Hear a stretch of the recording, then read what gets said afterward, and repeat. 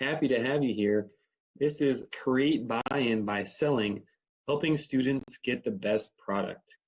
My name is Kyle Bragg, and I am from Scottsdale, Arizona. I teach K through 5 physical education. This is my 9th year, and I am excited to do this today. It's something I'm very passionate about, is social emotional learning and how it can help students both now, but also in the future in whatever they decide to do when they grow up. So I think embedding things in now, those competencies in now, will really impact not only your climate, but also the rest of their lives. So thanks for coming. Here's a QR code if you want to take a picture, or the link above that. I'll also have that at the very end for the slides. So let's get right to it. So the learning target today, it's pretty simple. We're trying to establish that positive, emotionally safe classroom climate where kids feel empowered, and to maximize the learning and to create those memorable moments in physical education where they're going to remember them for a while, and they're going to connect that to happiness. And full disclosure though, there are no shortcuts. Sometimes people ask, what are your secrets? There are no secrets. I don't have secrets. It takes time. Be intentional, be yourself, and be consistent.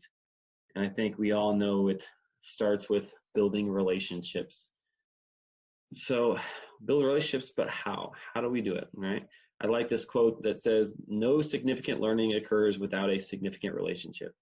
I think that's well documented. One of my favorites is to tell corny jokes. And I literally do the elbow nudge, especially to like the 3rd, 4th, 5th graders. They think it's ridiculous, but they laugh at it anyways, and it helps establish that relationship. I like to attend extracurricular activities, get to see them in a different context outside of class, and that really means a lot to them. But there are, from the pathway to success.com, there are lots of ways listed here that are effective. And I think without these relationships built, the rest of this presentation will not mean much, because it's by far the number one thing. And I think we need to remember that at all times, relationships before content.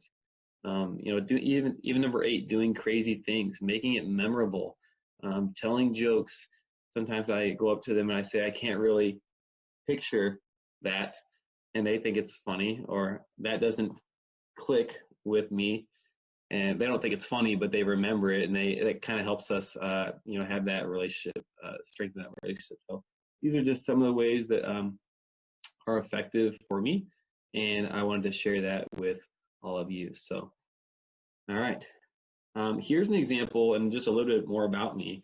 This past summer, I went to see Australia and New Zealand, and I actually got to visit with Andy Hare in Melbourne. They say in Melbourne.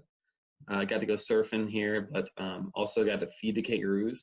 But these are the things that I shared with my students at the beginning of the year.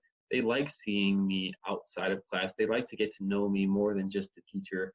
But I showed them this video of the kangaroos, and they just loved it.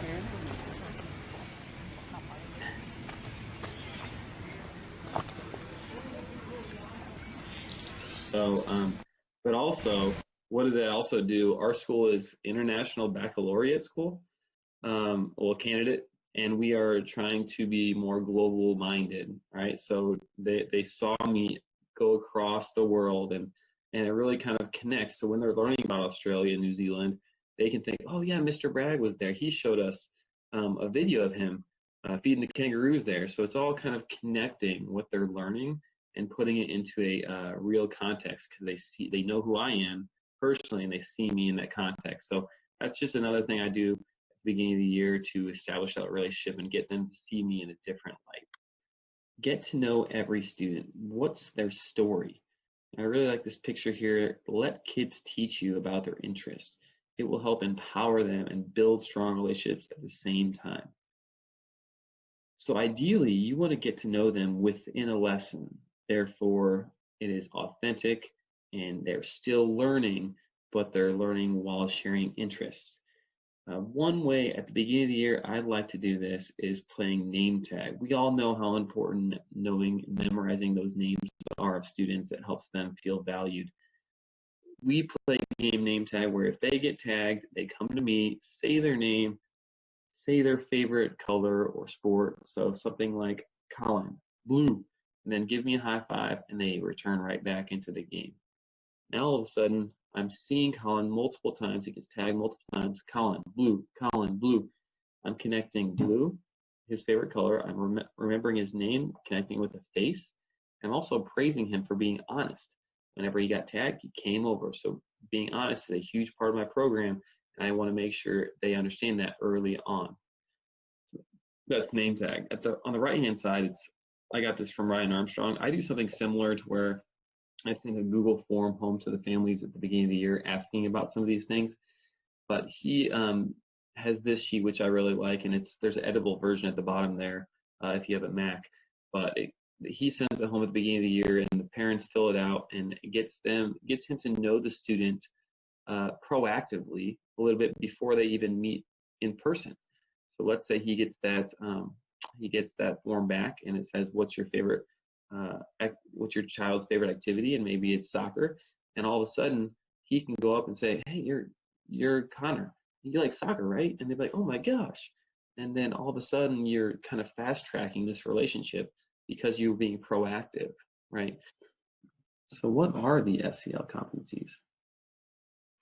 Well, there are 5 of them. I'll briefly touch on them now, and then we'll go into them in greater detail later.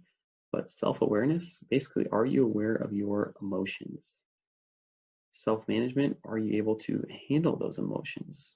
Do you have strategies in place to cope with those emotions? Social awareness is my favorite. Are you able to take other people's perspectives that are different than you? Can you show empathy for other people? Relationship skills, communication, teamwork, building that community within your class, building relationships. And responsible decision making, basically, can you make good choices with the information you have? This visual is from Casey Barclay and Joel Birch, and it's called an SEL planning progression. And it's just kind of a snapshot of what I want my year to look like and how I'm going to build this trust in my classroom. And it takes levels. You have to start at building that community. That means students to get to know other students, teachers to get to know students, students to get to know teachers too. Like, for example, when I showed them that video of me feeding the kangaroos in Australia, that helps build that community. And that blog at the bottom that I wrote for Shape America, it gives examples of activities that you can do to help reach all of these levels to eventually build that trust in your classroom. But we'll go into some examples of building community and icebreakers and how to get to know students as well later. I think having visuals and posters up on the board can really, really help your students. It can help reinforce your expectations of students. The Good Sport Code is from Ben Landers at the top left. We say it all the time proactively before we go into activity, especially the middle part that says win or lose, and then they say win or lose, and I say I have fun and play hard, and they repeat that I have fun and play hard. So no matter what they're doing, if they're struggling or if they're winning, they're going to have fun and then they're going to play hard. By doing that proactively before they do the activity, they are more likely to get along and understand the most important part is to have fun and get along. So that second poster is pretty cool. It says be the nice kid. Anyone is capable of being the nice kid. So let's forget about what we're wearing, forget about what you look like. Let's focus on being the nice kid. And once you have that culture established, everything else comes easier. The Calm Corner is a great way that I got it from Dan Hill. It is a place for students to visit when they are emotional, when they need a little bit of a break from activity, because they can tell that self-awareness, they're understanding that they're getting frustrated. So it's not in trouble. It's actually a good place to go to make sure you can calm down and be ready to go back to class soon. Now, in my class, they can either do that for 1 or 2 minutes. We have the sand timer, about this big, and it has, once it falls the sand down 1 minute, they can either come back to class or they can twist it if they need 2 minutes. Sometimes they need a little bit more time. So either 1 or 2 minutes and then they return. And you'll be amazed how much that really helps them calm down. So instead of doing something they'll regret, by pushing someone or calling someone a name. They go to the calm corner right next to Superman and focus on that breathing and calming themselves down. Conflict corner is a great way, on the opposite side of the room, is a great way to get kids to solve problems on their own. No longer do they need me. They're identifying that problem that they have. They're bringing that person with them to the conflict corner. They have to say yes. They can't say no to doing that. And once you have that established, this is from Ben Landers as well. Once you have that established, there really aren't many problems because they don't want to go to the conflict corner. They'll just immediately fix it. But it is there in case you need it. So basically explaining the problem, listening to each other, remember getting that perspective, the other person, brainstorm a solution, so fixing that problem, and shaking hands and giving a compliment and getting right back into the game. That is called the conflict corner. On the right-hand side, you'll see the essential agreements. These are visuals from Joey Fight, and we appreciate that. Before we posted that, though, each class and I sat down and we had a discussion together about what's important to us. And they brainstormed with the partner, what do we want our class to look like? And then we added it to our essential agreements. So people would talk to each other and say, hey, we want people to be nice. We want people to be safe. We want people to do their job. And after we had these discussions, we noticed that they all kind of boiled down to these four: respectful, responsible, safe, and grateful. The reason why we added grateful is because we brainstormed that some people just didn't appreciate what we were doing, and we have to recognize that we are lucky to be here, that we're lucky to have physical education, and we're lucky to even have this equipment. So I thought that was pretty cool for them to come up with that one. So we added the grateful one. But having those essential agreements instead of calling them rules that I make up, is creating more buy-in. So they're more likely to follow those essential agreements because they were helping me come up with them. So essential agreements, us coming up with our own expectations, our own agreements together, and then we're likely for them to buy into that. All right, part of building the community is getting to know kids, right? So we do a lot of partners with Dojo. Dojo is a app that helps create random partners. There's other apps called Team Shake, but these dice breakers, there's lots of variations, but these are from Mr. Clark and also TJ from Arizona. But I'm going to show this quick little video, and I'll talk about what the students are doing today. Getting to know our partners today, so they roll it, they do the exercise of whatever they roll, and they ask their partner that question. So a lot of good discussions here, learning about new people, finding new friends, what they have in common, some social. All right, as you can see, they are in pairs, they're rolling the dice, they do the exercise that they rolled. So if they rolled a 2, they would do this one right here. Then they would look at let's say it says superpower. So they're going to discuss with their partner that they're not best friends with, right? This is a random partner, but they're going to discuss, okay, if I had a superhero power, I would love to be able to fly. And then if you were my partner and you're like, oh my gosh, I would love to be able to fly too. And all of a sudden you have that in common, right? And now you can have a further discussion about it. You can you find out things about people that you wouldn't have found out if you're always with your best friend. And all of a sudden you go from having 1 or 2 friends to having multiple friends that you want to maybe get to know even more at recess, or you want to play with them again.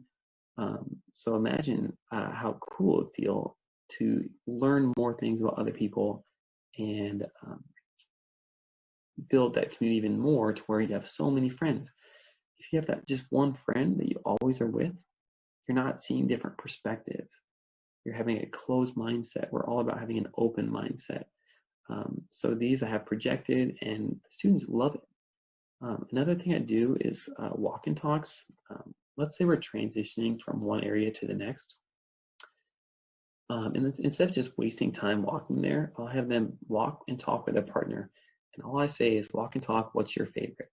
And they know by now that that means, okay, I can ask anything. What's your favorite ice cream? What's your favorite sport? What's your favorite book? And then they keep on asking each other, and they find out what they have in common. And then once we get inside our new area, I have them raise their fingers. How many things did you find out that you had in common with your partner that you didn't know about? And they might raise 2, 3, and we all smile because we just learned something about someone else. And that is pretty cool. So it helps establish that culture building community beginning of the year. And it helps break barriers down. So instead of having just the athletes together or the quiet kids together, or maybe the quiet kids not having a partner, there is no anxiety anymore. Every person will have a partner. It's a random pick. And instead of kids worrying about, okay, who's going to be my partner? No one wants to be with me.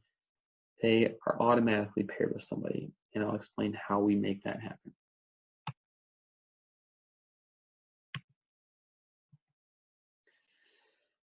These are partner acceptance levels, and these are from Barb Borden. And here's how we get this going. Here's an example of my students learning who their partner is. I'm with Lana. Oh, yes! Imagine how you would feel if the person that you saw was partners with you just cheered and got excited. That's amazing. That goes directly along with the many SEL competencies, but also the shape, grade, level of outcomes of physical education, working with others, maybe accepts players from all skill levels. If you got paired with somebody that isn't as coordinated as you, that's okay. You're going to accept them from who they are, and you're going to help them if they need it. I'm not going to show this whole video, but you can see the different levels. So obviously we don't want to yell when we see someone that we're with and say, no, no, no, that's not what we want. And it goes all the way up to level 4. And they find out their partner. And first of all, they love seeing this because that's part of their interest, right? They love these Disney movies and Pixar movies. So relating it to their interest. And now they can connect these levels instead of just having this picture, which I do have posted on my wall right here. Oops. On my wall, I also showed them a quick little video of what each level is. So it's pretty cool to have that culture established, but remember, it takes time. People feel included though, open-minded, you feel safe emotionally, and have that positive body language. That's just one of the ways that we get kids to buy into what we're doing and appreciate different types of people and feeling safe emotionally. Everyone's going to have a partner. Let's backtrack here. First of all, greeting them at the door is well documented, very important to have that class run smoothly. This is what I do for K through 2. They have the choice, and I'll show you really quick. You tap to high five, she enters. Good morning, Mike. She enters. He tapped hug, she enters. And once they enter, I have the first person press the start button on my computer to start the warm-up instantly. That way there's no wasted time. But think about how well these girls are going to try out. I mean, they just gave me a hug or a fist bump or a salute. They know that I care about them. They're going to work their tail off because that one little thing, I said their name, I allowed them to pick the engagement, and they come in right away. Instead of just ignoring them as they come in, make an effort to get down on their level. For 3rd through 5th, I just have them, they either fist bump me or high five me, but I still say their name. So that allows them to feel valued. If I'm saying your name, I respect you, I value you, I say welcome to class. So that's just an easy way to show that you care about them and get that, remember, building that community at the beginning of class. How I finish class, we do a lot of mindful minutes. Mindful minute is, remember, how to calm ourselves down. You'll be amazed what a minute can do. We turn on some meditation music. They can either sit in a meditation pose, or sometimes I have them lay down, whatever works best for them, but I usually turn the lights off. I have them focus on their breathing, and all of a sudden, they're ready to walk back to class. And guess who would love that? Their classroom teacher, when they walk back calmly, collectively. Also on the right hand side, if you want to save time with leaving, instead of having a front of the line and back of the line, we're going to be in a circle. They're all going to be equals. So as they're finishing up, they are giving some shout outs, they're reviewing objectives, and then I pick the head of the snake. I'm going to show this video really quick. They give us a shout out. We've already talked about objectives, they're reviewed. Finish up that thought in 3, Down, down. 2, 1. Back there. Gator, gator. All right. Gator is my attention gator.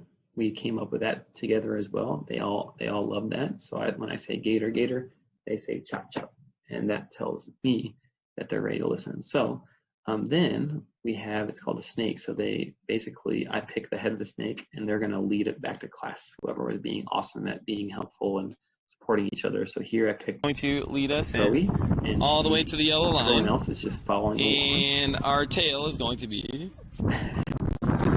So the cool thing about that is they don't know where the head of the snake is going to be. There's no running to the line. There is a circle because we're together, and then I pick the head of the snake for being awesome at the things I look for, and then they just funnel into the line back to class. And the cool thing is the snake can pick the pathway, whether it's a zigzag or curve, and everyone else, since they're focused on the pathway and trying to follow the person in front of them, they're not going to be talking, right? Because they have a job to do, and follow the leader. So I hope that helps on how I finish class. Talked about that. All right, these videos have videos have changed the culture, and I show them at least 4 times, usually after each break, to make sure students understand what's really important. All right, and most of them have to do with gratitude and perspective. And remember, that is one of our SEL competencies, right? Right, so make sure that the students know what is important to you, okay? What's important to me? Empathy, gratitude, helping others, those things. So I'm not going to show this video, but basically it's a video of a junior high football team, but there's plenty. They're called CBS On the Road. Here's a basketball one, here's another one that from ESPN. It's just a heartwarming story, but this football team comes up with a way to help a kid score a touchdown that is different, right? That some people might think is not cool. He has a learning disability, and for them to think about others and think about him to make his day, and it's a win-win too, right? I get emotional thinking about this, and so do your students. It's a win-win, right? Because he gets his day made, but also it's just a really good feeling for the rest of the team because they know they helped somebody. And I'm telling you, the videos are about 3 minutes, and they're well worth it. Your students will eat this up. They will respond. They will respond. And reference this later in the year. Hey, remember a couple weeks ago we saw the video of the kid of the team supporting the student, allowing them to score a touchdown. Oh yeah, that was so cool. Now, who can show me that in class today? Who can show me the empathy? Who can help others just like the team did? I show this picture.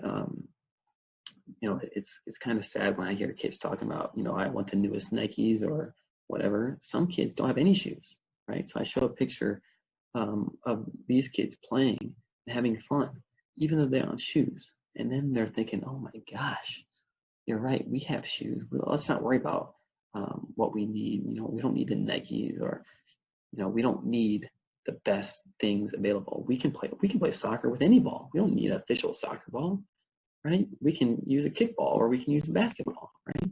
So, instead of thinking that we always need the best equipment or the best shoes, just be happy to have shoes and happy to have equipment. And I said, if they can do it, I can do it, or we can do it. So that shows perspective taking, right? We also want to empower students as leaders. Here's a couple of videos of and they're directly related to the national standards, the grade level outcomes. And I'm going to show a little bit of each. And the first one is called Copycat. But what both of these do is to allow students to be in charge and be valued and heard. Instead of me leading all the time, it's important to allow them to lead. So here is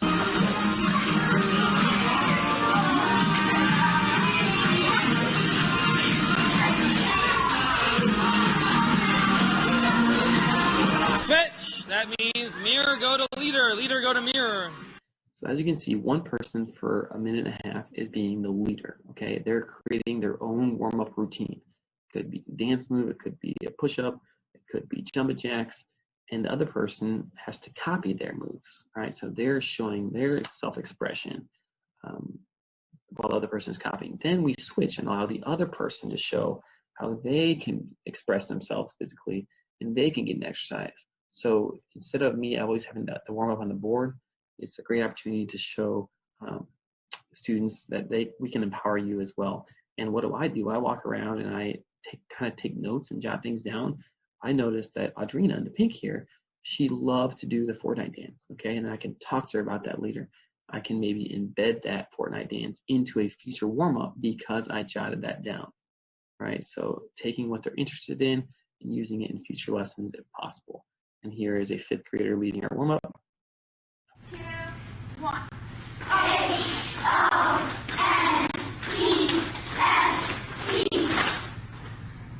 Almost.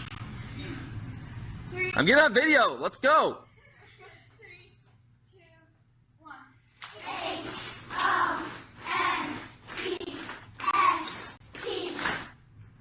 Clap for that. Very good. All right, so what happened here? First of all, we celebrated success. We persevered through the problem. As you noticed, I was joking with her because we established that culture that we can kind of give each other some banter. Notice how that didn't affect them. They stayed positive, they kept on going. And what did we spell? 1.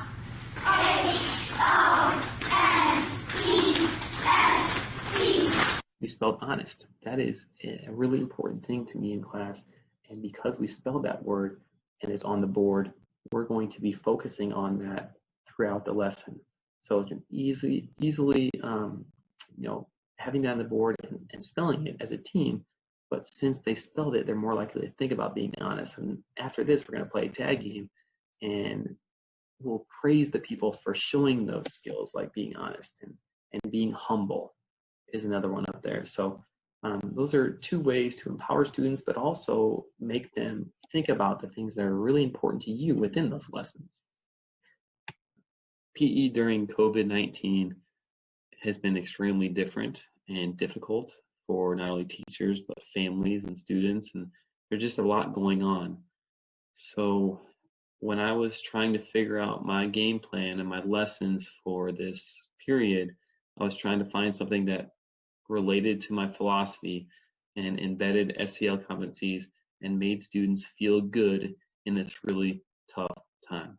And I came across many things, but one in particular really made a big impact. And I got a lot of feedback from my students and families, but this is from Mick Seifert, an amazing thing called I am a superhero. And within this, why it's so impactful, I got to learn so much about each student when they filled it out. I got to learn what their favorite exercises are, what their favorite fruits and vegetables are. So for this one, for example, Ashley, her superhero power would be to create gummy bears. So I now know that Ashley loves gummy bears, and I can joke around with her next time I get to see her in person. I can see confidence being an issue with kids right now, and they're not able to see their friends, and it's just a difficult time. So it's literally called I am a superhero. It says how can I be a good hero? I'm doing the right thing. And so it gets them to talk about what's really important in life and how to be a good role model. And also they get to be creative in coloring their superhero, and it just makes sure that at times like this, students need to be heard, especially, and they need to develop that confidence, help them get through that tough time. So I'm a superhero from Mick Seifert. Thank you so much. It's been a game changer. Here is what I call the wall of fame. And the way students get up there is through SEL competencies, maybe continuing to show empathy. If someone falls down, continuing to help people up, continuing to make eye contact with the person speaking. Those are really important to me. That is how they get their name up there, and the whole school sees it. I have them write their name up there because they are going to remember it more if they write it up. I'm creating a memorable experience for them. the whole school sees it, they are famous, and they wrote it up there, okay? Now all of a sudden when they go home, they'll tell their family, hey, I got on the Wall of Fame for PE. How did you do that? Then they're reinforcing that concept at home. They're also connecting happiness to physical education. Think about that. They're connecting happiness and physical education.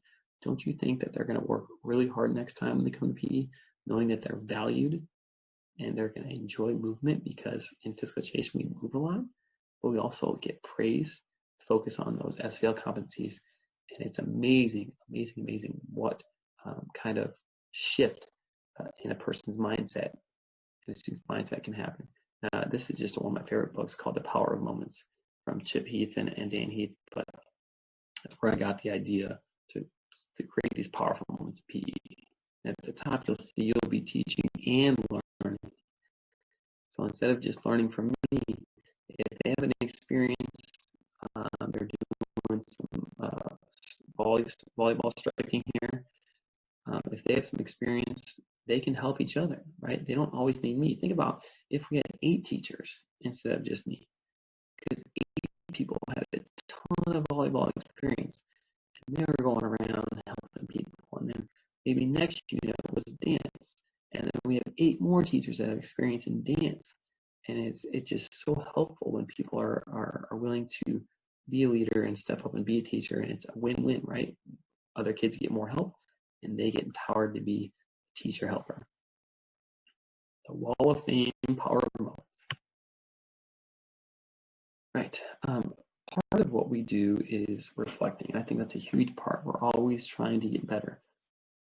When you make a lesson, think about, okay, what am I doing this for? So, why am I getting these dojo partners random? Well, to help build community, to get to know certain kids, to avoid people getting, not having a partner. That's my why, okay? What if we did a warm-up? Why is that warm-up important? How does that fit into our yearly plan? How is that going to make our culture even stronger, okay? Why did I have that student demonstrate? Well, I knew that student had experience in jump rope. I talked to them ahead of time, and they were comfortable enough to show the whole class, giving them an opportunity to lead. That's just an example. Why did I praise the way I did? I saw the person in jump rope never giving up. I said, I love how you keep on trying even though it's a challenge. That is important to me. Other students are going to hear that, and they're going to be more likely to try to persevere in the future. That's my why. So everything that you do, I would just make sure you have a what, why, how. What's the reason why you're doing it? Do the kids understand why they're doing it? And how it's going to impact your class culture? Here's something I love to do, and when we use GIFs all the time. GIFs are those videos that are shortened, that are repeated, and the most powerful GIFs are when I make them of my own students. Imagine you're in my class, you come in, the first thing you see on the projector is a GIF of you doing a skill. Now, how good are you going to feel, right? You're going to be engaged, I guarantee it. It's a motivating factor too, because I pick people who are showing SEL competencies. I don't pick people who are the best at something, although they do need to have the skills correct. I pick people who have a positive attitude. All 3 of these kids have shown that they are deserving of this. So that's another way I motivate. The Wall of Fame, being in gifts. And remember, they feel famous. It's going to improve their confidence, even if they are not picked, right? They know exactly how to be picked. They can do it. It's just a matter of choice. They can do it. So I try to rotate as much as I can, trying to get as many students as I can. And it's a really powerful moment that they're going to go home and say, I was on the projector, Mr. Rag was on the projector. Well, it's pretty cool. And there's lots of free apps called GIF Maker on your phone. So you just basically record a video and then you turn it into a GIF and upload it to your Google Slides. But pretty powerful. All right. So students playing compliment tag and hug tag, their relationship skills. We'll work on building relationships and cooperation. So I'm just going to play a little bit of this. Aww. When someone gets tagged, someone saves them by giving them a compliment. I like your hair. When you get tag, they stop. Mommy, I like your Like your bow.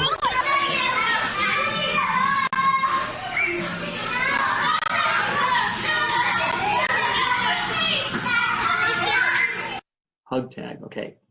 So tag games can be sometimes stressful. When you get tagged, you sometimes feel down. Now think about what just happened in these two games. When you got tagged, someone said something nice to you, gave you a compliment, and the next one you got a hug, right? That is going to help establish that culture. Then I praise people who are giving hugs to everyone. For example, Henry in the blonde hair right here, he was hugging a girl. He was hugging his best friends. He was hugging people he doesn't know as well. He has an open mind. Great job, Henry. Good hugs. Henry, how does that make you feel that you helped so many people? Really good, really good. Cheyenne, how does that feel to get a hug? Really good, right? So praise the things that you're looking for: open-mindedness, being willing to hug anybody. All right.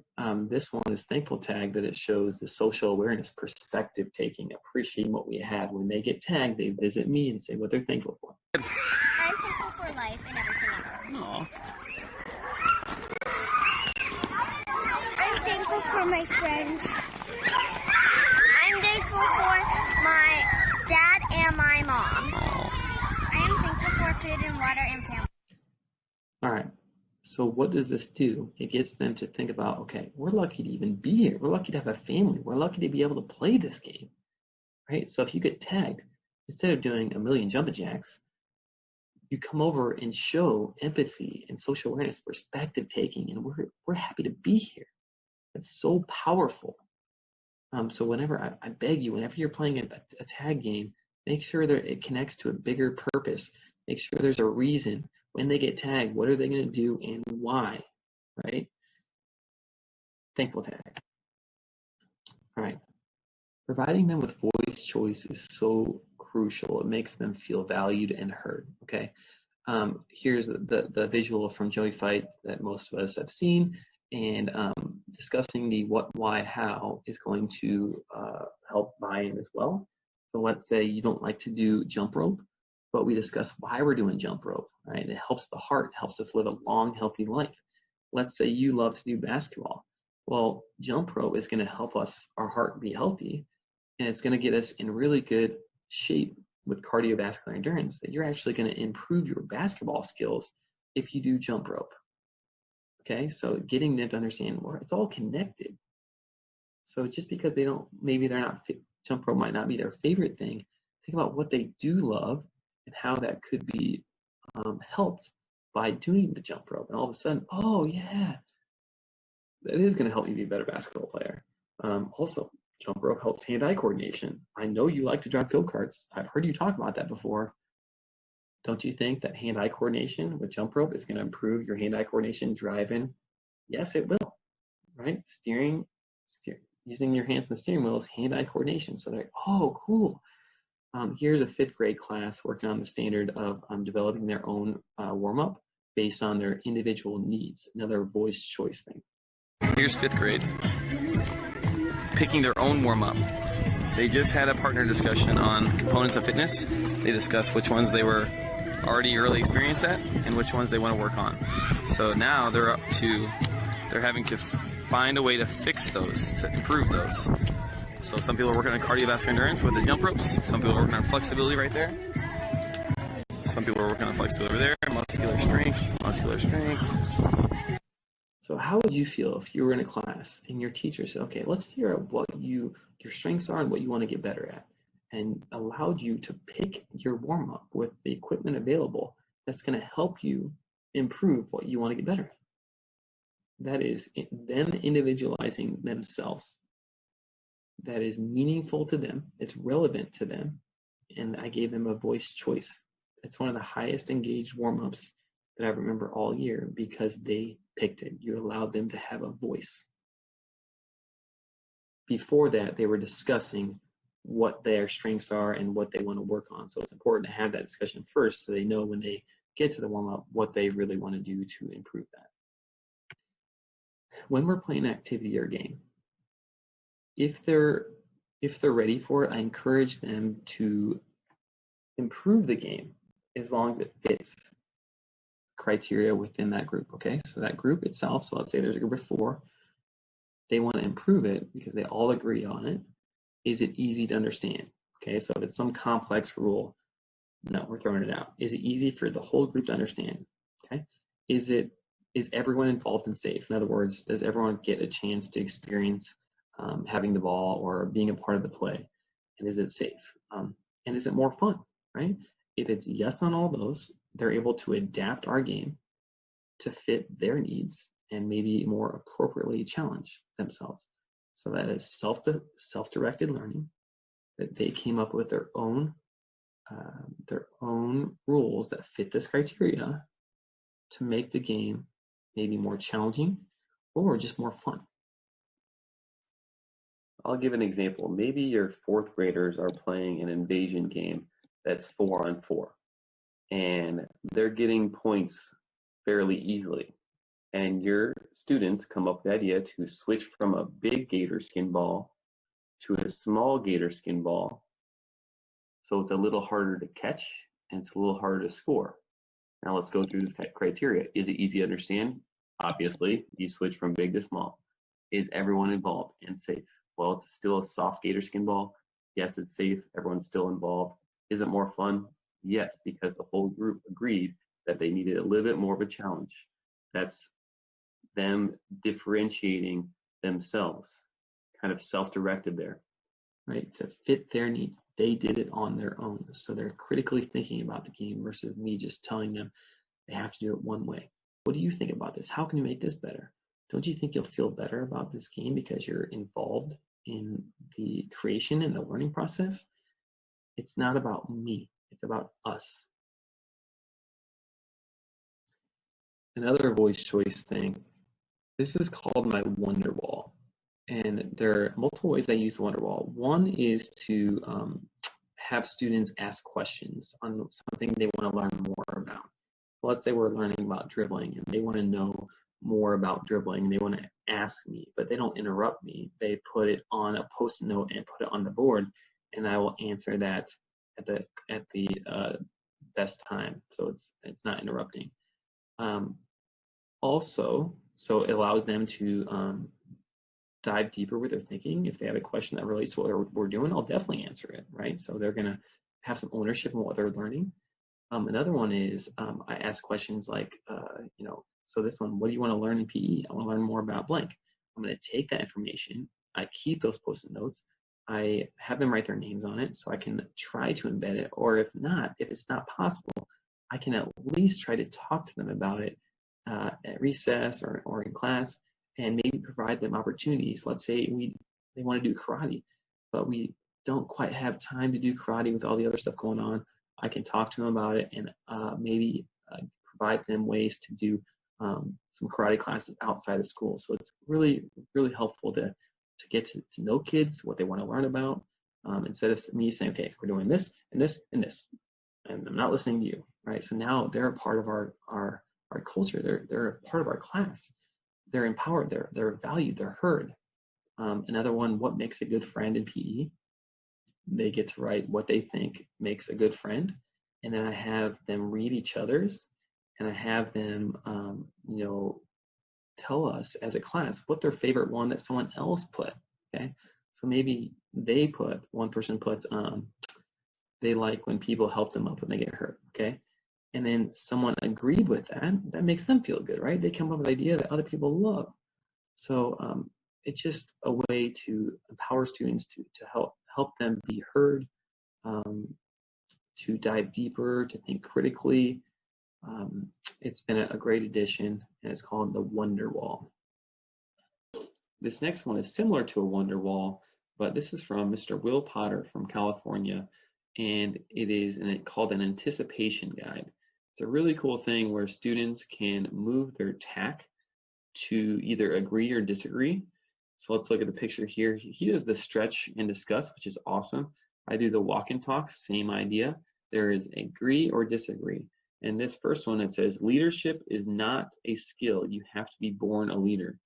So each person moves their tack, and it's an emotionally safe one because no one really knows whose is whose, and there's not really a right or wrong answer, but it gets Will, or whoever uses this, to know, as the teacher, to know what their kids are thinking ahead of time, and that will kind of inform instruction for that day, kind of give an assessment to kind of feel the room out. What do they already know? What do they already think?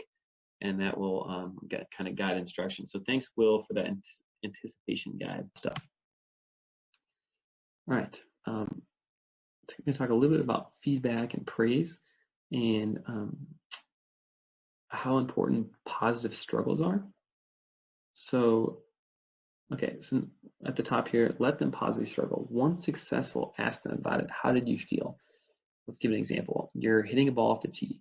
The first swing you do as a student, you miss. I might just stand there. And you swing again, you miss again. I still might stand there, I might not even say anything. The third time you crush it, and I'll have you talk about that. I'll say, how did that make you feel? Where were your arms and eyes, your hands? Tell me about how you felt. Tell me about where your body was positioned. The more they talk about that, the more they're going to feel good about what they just accomplished. I am selectively ignoring the mishits, and I am focusing and bringing light to successful attempts. Now, who do you think is going to be more happy when they leave PE? The person that is talking about the positive experiences, or the person that gets talked to from the teacher saying, you need to do this, you need to do this? Sometimes they can figure it out on their own or with a partner, right? Yes, we can provide cues, yes, but we have to allow them to positively struggle so they can feel more in charge. They fix it, right? If I try to fix every single person's problem, what if I'm not there? What if they're going to play at recess? I'm not at recess. They got to be able to help. They got to be able to problem solve and help themselves, and maybe they give feedback from a friend that has experience. But I think a positive struggle is important to build that confidence that they can do it on their own. If someone's about to get, let's say someone, they could always go to the comp corner, but sometimes they forget.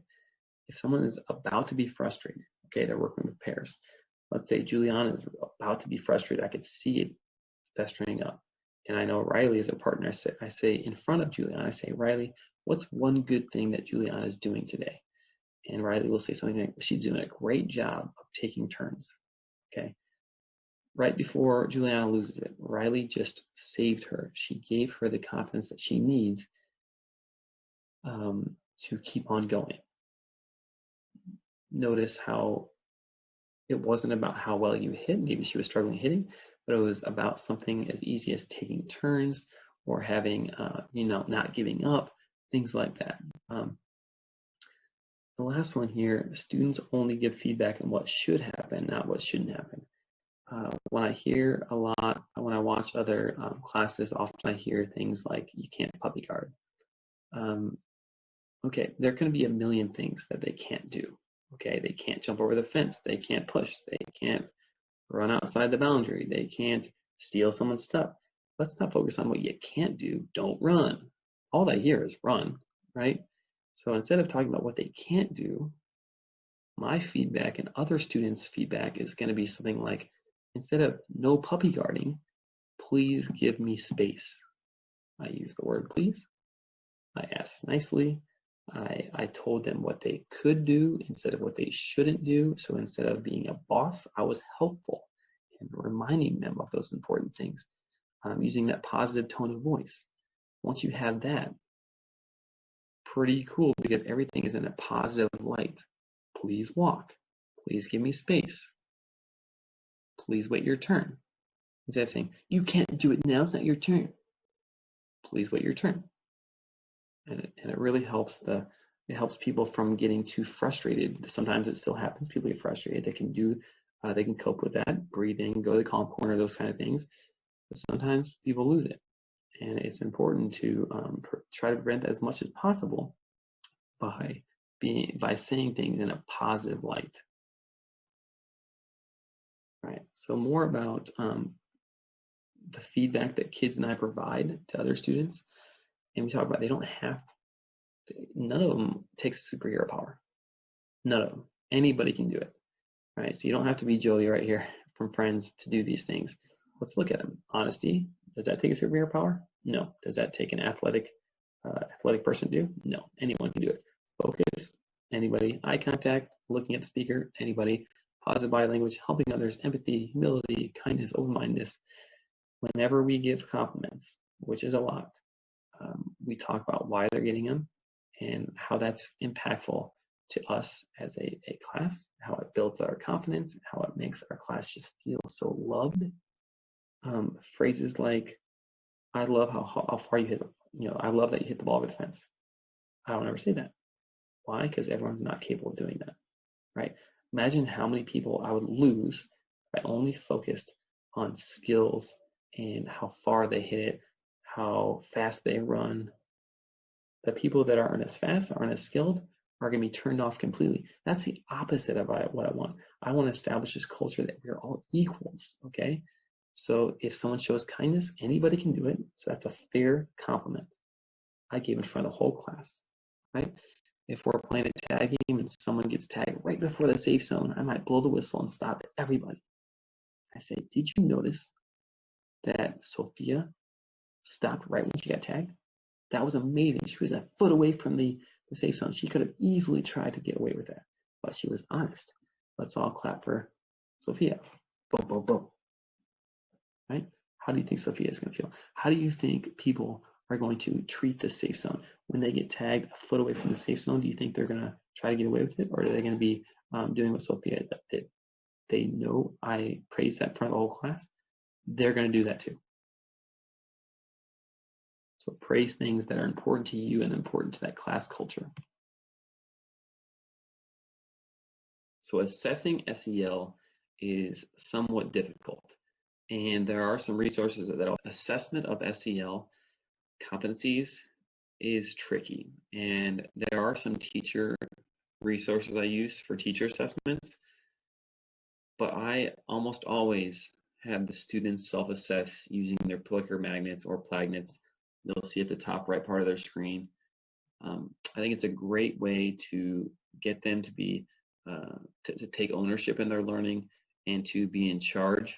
So we kind of show them the question that I'm looking for at the beginning, so they kind of get a heads up of what I'm wanting to see, and then I show them at the end, and then they move their magnet based on what they did. So on this one, let's look at the top or the bottom right one here. This is from Ross Chakrian, by the way. His Twitter handle, it'll take you to it once you click on his name. So thank you. So this one is about how good of a teammate were you being? And before, at the beginning of the lesson, I showed them this, but we also brainstormed what makes a good teammate.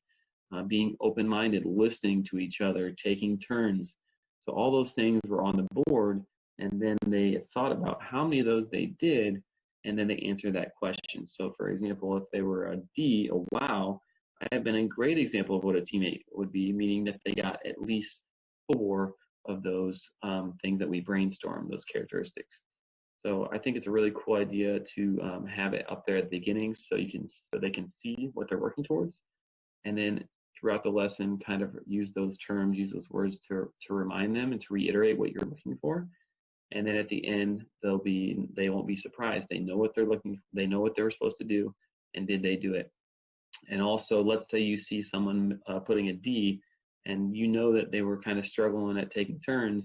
You might have a conversation with them about the important thing about being honest, or maybe they didn't quite understand that they weren't being a good teammate, and you want to have that discussion to clarify in private to make sure that they can fix it for next time. So sometimes people think that they're being a good teammate, but they're not quite doing it, and you got to clarify that so it can be clear next time. So thanks, Ross, for these clicker questions. Once you have that culture established and you want to continue with a voice choice and you want to continue empowering students, you can give them a chance to come up with their own success criteria for a grade level outcome. So I'm going to give you an example of what I have done and what has worked. But remember, this is once you have that established culture, and it doesn't work with all the grade level outcomes. With the catching one in first grade, it did. Okay, so I gave them the grade level outcome in kid-friendly language. So it's on the projector. It says catch different sizes of balls from yourself or a partner. Okay, that's what we're working on. I show them, number 2, show them the equipment available. So I have lots of different balls outside, on the edge of near the wall so they can pick from. I have students paired. Remember we talked about random dojo partners, or so they're sitting with their partner brainstorming, and they're coming up with important parts of catching. Okay. Sometimes I give them visuals, like I might do this to show them if they're not coming up with the two hands, or I might point to my eyes. I have eyes on the ball, but usually they'll say something like, okay, they need to look at the ball. You need to have their hands ready, palms facing up. They might not say palms, but they say like hands ready. And then I have the class reconvene.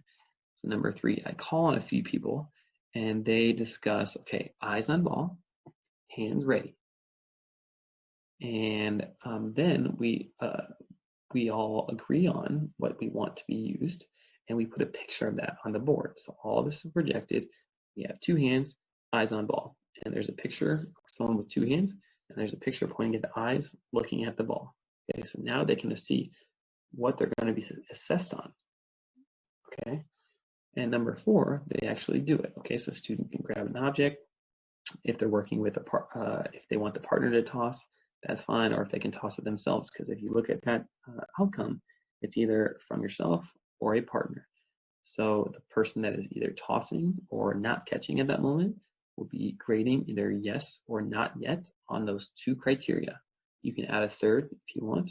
I like to start with 1 or 2, maybe a third one to make sure they understand it, to start basic, but they would basically on their notes, they would check mark, or they would circle either yes or not yet, and then they would give them feedback. So not only is it a peer assessment, they're giving feedback. I noticed you did this. I'd love for you to do this. And then they switched, and now all of a sudden, the person that was catching has a chance to give feedback, and you will be amazed on how much they really tried, because they came up with the criteria, not me. I knew kind of what they were going to get to, and I kind of led them to some important cues, but in their minds, they came up with it. And that's huge. Empowering voice choice, autonomy. But it doesn't work with all outcomes, but if you can and you've established this culture, it's a pretty cool thing to show students that they can create their own success criteria. All right, here are some more strategies and resources that you can use. Dan Hill compiled these, so thank you, Dan. A lot of them have to do with self-awareness, self-management, responsible decision-making. I encourage you to talk about how to assess an SEL. That's a good one. The K through 12 SEL grade level expectations. There's a crosswalk from Shape America, and Castle competencies. So many great resources, and I encourage you to take a look at them and see what could fit naturally within your program. So you can either take a picture of this, or hopefully you have the QR code or the link. If not, I'll have it on the last slide here. I'll move this up. Thank you so much for attending Create Buy-in by Selling. Here are some more blogs and podcasts that relate to social emotional learning and how to embed them. Remember at the beginning, I gave that visual about building community and cooperation, and then eventually getting trust. This first blog right here is all about how to do that with specific activities that you can do. Avoid delays is one that talks about my routines and how I get the most of my students. And then I also think that the podcast with Jorge Rodriguez at the bottom there that says social emotional learning would also shed light into some other things that I do. So once again, I thank you so much for coming. You'll see my Twitter up there at the top. If you have any questions, just send me a direct message to ELEMPE1, and I'll be happy to help you out. Once again, thanks for coming, and have a wonderful day.